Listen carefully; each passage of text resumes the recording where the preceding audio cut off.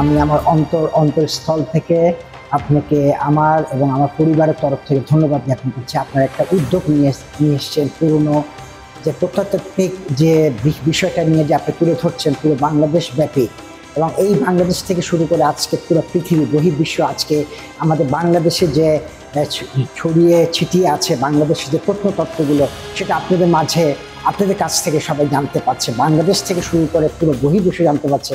এই জন্য আপনাদের যে উদ্যোগটা, এই উদ্যোগটাকে আমি স্বাগত জানাচ্ছি। ধন্যবাদ। এখানে যে ছবিগুলো আছে এটা হচ্ছে আমাদের পূর্বপুরুষদের।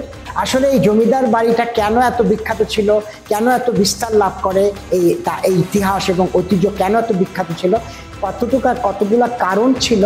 এই বাসার একটা বৈশিষ্ট্য ছিল, মেহমানদারির জন্য এই বাসাটা বিখ্যাত ছিল। মানে এত বিখ্যাত ছিল যেটা আপনাকে বলে শেষ করা যাবে না। এক নম্বর ছিল এই বাসার আতিথেয়তা, মেহমানদারি, যেটা পুরো ভারতবর্ষ পর্যন্ত বিস্তৃত লাভ করে। এবং পাশাপাশি এই বাসার সৌন্দর্য মানুষ লাইন করে দেখেছে, যেটা আমার চোখে দেখা। এক নম্বর ছিল এই বাসার আতিথেয়তা, মেহমানদারি, দ্বিতীয়ত ছিল এই বাসার সৌন্দর্য, এবং তৃতীয়ত ছিল আমাদের ভারত বিখ্যাত নেতাজি সুভাষচন্দ্র বসু। এখানে 1939 সনে এই বাসায় আতিথেয়তা গ্রহণ করেছেন, এই ওনার পদধূলি দিয়েছেন, পদচারণা দিয়ে মুখরোচক করেছেন এই জমিদার বাড়িকে। পাশাপাশি আমাদের বাংলার বাগ শেরে বাংলা একে ফজলুল হক থেকে শুরু করে আমাদের হোসেন শহীদ সরওয়ার্দী, মৌলানা আব্দুল হামিদ খান ভাসানী, বাংলার বাগ শেরে বাংলা একে ফজলুল হক, বঙ্গবন্ধু শেখ মুজিবুর রহমান, আমাদের জাতীয় কবি, চেতনার কবি, সাম্যের কবি, বিদ্রোহী কবি এবং আধ্যাত্মিক কবি কাজী নজরুল ইসলামও এই বাসায় আতিথ্যতা গ্রহণ করেছেন।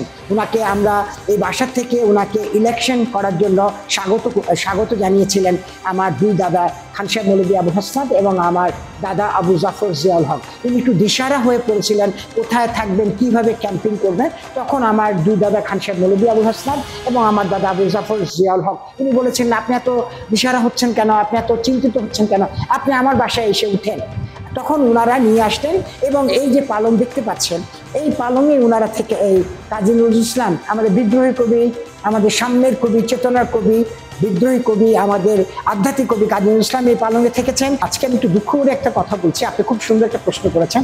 আমাদের যে পূর্বপুরুষরা, তাদের একটাই সবচেয়ে আকর্ষণীয় ছিল, সেটা হচ্ছে আত্মীয়তা পরম্পরা, যেটা আত্মীয় পরায়ণপরা, যেটা হচ্ছে তাদের মধ্যে ভ্রাতৃত্ব ছিল, বন্ধন ছিল, ভালোবাসা ছিল, যেটা আজকাল আমাদের ভিতর থেকে হারিয়ে যাচ্ছে। সেই জন্য আমি আজকে নতুন প্রজন্মের কাছে নতুন করে ইমরানস হেরিটেজ হোমকে আজকে আমি নতুন প্রজন্মের কাছে নতুন করে এই উপস্থাপনা করছি। বাংলাদেশে এই সর্বপ্রথম এই যে একটা কনসেপ্ট, একটা আইডিয়া, যে পুরনো ফ্যামিলি যাদের পুরনো কালচারগুলো হারিয়ে যাচ্ছিল, সেটাকে পুনরুদ্ধার করার জন্য আজকে আমি ইমরানস হেরিটেজ হোম একটা খুলেছি। এটা হচ্ছে এই বাংলাদেশের ইতিহাস ঐতিহ্য জানা দরকার নতুন প্রজন্মকে। তারা যেটা হারিয়ে যাচ্ছিল আমাদের মাঝ থেকে, সেটা তারা জানবে। এবং পাশাপাশি এই বাসার খাবার ছিল বিখ্যাত। এই বাসার খাওয়া প্রত্যেকটা জিনিস হতো জাফরান মালাই ঘি দিয়ে, যার জন্য এই বাসাটা তো বিখ্যাত ছিল।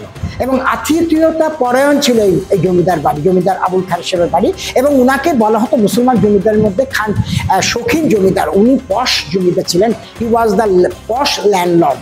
এবং ওনার যে শৌখিনতার সামনে কেউ পাত্তা পায়নি, এবং ওনার শৌখিনতা ছিল অতিমাত্রায়।